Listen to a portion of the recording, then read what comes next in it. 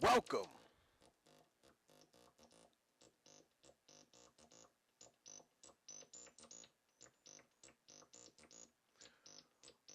welcome back to Gear Chat. You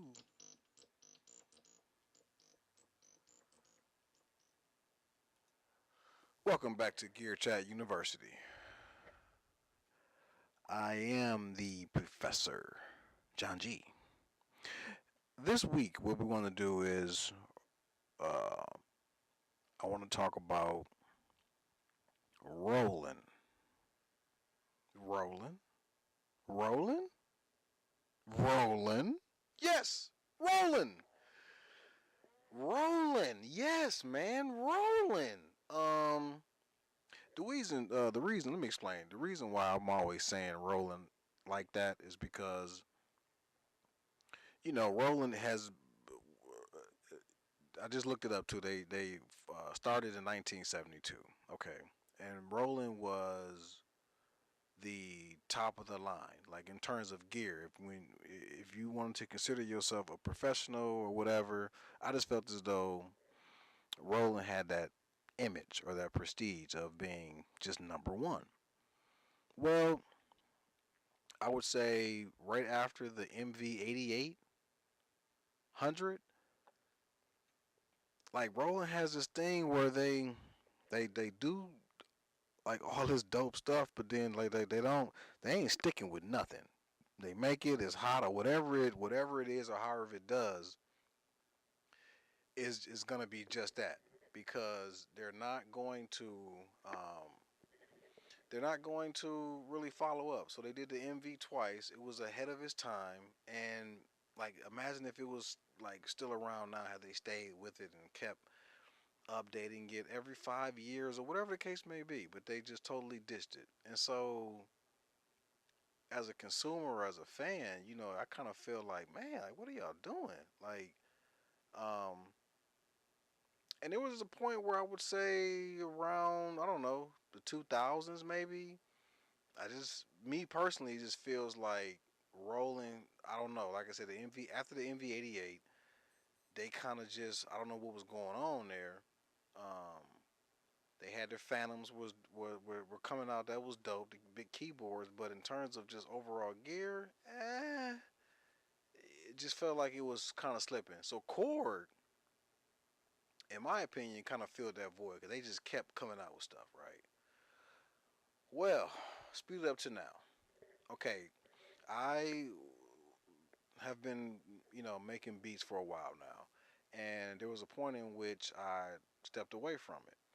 And when I came back to making music, I came back right when the area lineup came out. And I must say, Roland, that marketing on that with that green was genius. But I came back right at that time.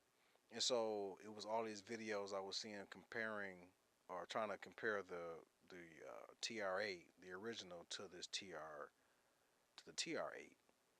and so that to me at that time they kind of came back, but everybody was kind of like looking at them side eye, like yeah, whatever, you know what I'm saying? Like yeah, we know you used to be the the lick, but I kind of felt like the area lineup and like all of the effects pedals, kind of like we kind of looking at them like, yeah, like we're cats really ain't believing them. But that, I mean, I think the TR8 is still the scatter on there is obviously what's dope about it. My beef with Roland in that particular product, the TR8, is that it has the ability to hold 16 sounds of each individual sound. So, for instance, it can have 16 kicks on one kit. So you can have 16 different kicks, KICK, on one kit, KIT. You can have, I think there are, I don't know how many kits there are. I think there are 4 or 5 kits that they have available. I believe you can I mean, ultimately you can have 16. I'm imagining. But anyways, I believe right now, unless something has changed, there's only like 4 or 5 kicks available. So I mean, there's all of these slots for possible kicks that you could have that Roland isn't releasing or allowing you to put in. I don't know why they don't allow you to put your own samples in there, and I don't know why there aren't more kicks available now, or just sounds period available that you can put into the machine itself. Now I'd imagine somebody somewhere has figured out a code or manipulated it to where you can do what I'm saying you can do. But Roland themselves, I don't believe has done that. Now I don't own a TR8. I would like to have one. I have played with it. I have seen it and worked with it. So it's not completely foreign or I don't have any knowledge of it. I do have some working knowledge of it. So uh, um, so yeah, I mean, I just kind of feel like um, with that particular device, Roland is kind of missing some things, and then you're charging $100 for every. So it's an 808, it's a 909, a 707, and a 620, the 626, I believe, that you can go out and buy. The 808 909 comes with it, but then the 707 and the other one you have to buy. They want $100 each. Not really feeling that, but okay, because now it's if you multiply that by 16 or 10 more, I mean you're really like I say from a company standpoint, I get it. That's getting that money. From a consumer standpoint, like I'm okay, but it's a la carte. You don't have to. You can buy the ones that you want, right? But the fact that it can hold these, it has the ability to hold these sounds, and they're not. Yeah, so it could be. It could even be better. So I say all that to say this. Now the test of time. Okay, moving on to the next piece of gear is the boutiques, right? To date, the main complaint about the boutiques are the footprint, being that it's too small. I have really heard no one talk about they sound like crap. It's really a footprint user, in terms of performance maybe, or just flat out trying to find certain spots, you know, visually. The actual footprint is the biggest complaint. No one is complaining about the sonics of it, however. Um, my only complaint would be is the price point, like the area effects units. I mean the module boxes that I got, after they came down in price, are dope. The Torcido, the BitRaiser, the Scooper, and the Demora. I love them. I love them. I'm in love with them. Like they're great. But at the original price point, I wasn't doing that. So I basically got like two. I got I two for two basically. I paid half to get all four because what they were asking for brand new, I just couldn't see doing that. A side note, Roland, when they price something, whatever they like, the what's that?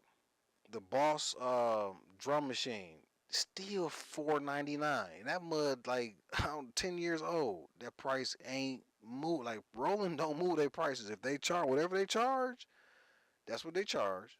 That's what it is. So when I found these were discounted, I jumped on them right away. Two of them were new actually, and the other two were like used. Somebody was selling them used. Hey, I'll take it. For the discounted price. Cool. Okay, so speeding it up. I feel like the boutiques are going to be just as, if not even more, legendary than the Vocas. Now, the Vocas have, everybody loves the Vocas. The Vocas are already legend. I believe the boutiques will be just that as well. Um, because again, now that time has passed, it really the only complaint is the size factor of it. So I feel like Roland is back. The whole point of this class, the whole point of me ranting about this right now today is to simply say that Roland, John G, am saying Roland is back. Now you might be saying Roland they ain't really been nowhere. But if you feel like me, like you kind of like you kind of frustrated, whatever, whatever, whatever. But hey, I feel like they're back, and I feel like at this point you just kind of just gotta accept the way Roland does things. They will, Roland will start something, and then they might not. It just might not be around in 4 or 5 years. Like so, it is what it is. So the boutiques, however, it seems to be that they're locking into this, which I'm all for it, especially if they continue this collaboration thing. Um, so I think that's dope. Roland has all that supernatural sound was already something with Phantoms, with the Phantom keyboard was something that was already, you know, solid. So I mean, supernatural sounds are dope. I would say that and Yamaha's PCM, I guess they call it, the way they do their sounds are probably like, you can pick your bones over who's one or two or whatever, but to me, those are the two that I would go to if I just wanted like a romper. I guess I think y'all call it just a bay of all the sounds, all the instruments or whatever, whatever. Yeah. So Roland Supernatural sounds are like basically like the physical native instruments package. Like later, like complete is all you need. Complete once you get that, it's true. It's truly complete. You don't need nothing else. You get that and you're good. Well, supernatural sounds to me are kind of like that in the physical footprint. So, um, so yeah, this is not going to be a long class session. This is just my little thoughts on this particular topic this week, and this is simply say John G am saying Roland is back. I think the boutiques are going to be have already starting to be legend, and it will be as legendary, if not more legendary, than the Vocas by Chord. So yeah, I ain't gonna take up too much time. That's pretty much it.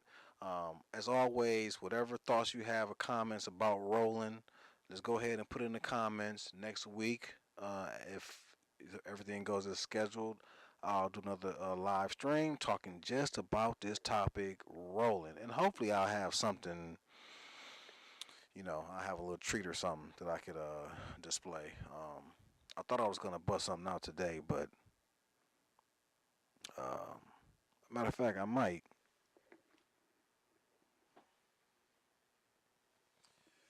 Just because it's right by me, I'm gonna go ahead and just give you a sneak peek. I'm not even gonna open it up all the way. If you know, you know. But this is something that is very dear to me. Uh, it's kind of like those first steps. But yeah, I'm gonna show it to you, and I'm gonna end it on that. And I don't know if I want to show this. This is like my baby. Yeah, let's go ahead and show this right here. So, bam, and then bam, rolling. They never even just one and done. You know what I'm saying? They did this, and if you don't know, well, what's that? I ain't gonna tell you what that is. I'm gonna say that for another time. So don't even ask me. I'm not telling you. Somebody knows exactly what. I know what that is. Yeah, I know you know. But I ain't ready to talk about that right now. But yeah, that just that they never made a two.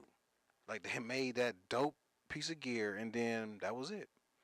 So it's like, but hey, it's rolling. So it is. It's the way they do things. It's their lingo. It's the way they communicate and speak.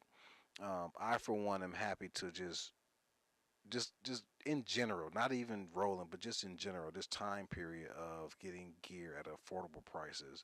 I am loving it because I remember the days where you just none of this was possible unless you just had like you had to be rich, like you had to have money. Otherwise, you literally buying one piece of gear, two piece like you and you had it'll be months before you get your second piece, if not a year before you get your second piece because you spending 2000 for one piece of gear. So it's like, man, it's nice to be able to get, dude, a microbrew for 299 brand new. What? Volcas for 160 brand new? Come on, man. Like that, you're talking about getting excited. Hey, I don't know, man. You can go cut grass, all right, literally. You can go collect cans. 160. I mean, even if it took you a couple weeks to get the 160, it's 160. And then once you get it, uh, you got this piece of gear that you can now create with. So it's I don't know, man. I don't know. I just love this time period in general. And Behringer, boy, if Tat went over there, man, it's game over. Like for real. But yeah, so this is it. This is John G TV, gear, chat, you. Let's go ahead to we're gonna, let's ride out to a little upbeat riff. All right, John G TV. Next week, we'll be live with Gear Chat University talking about Roland. And Roland is back. Or do you not feel Roland is back? How you feel about it? Speak your mind. Or forever hold your peace.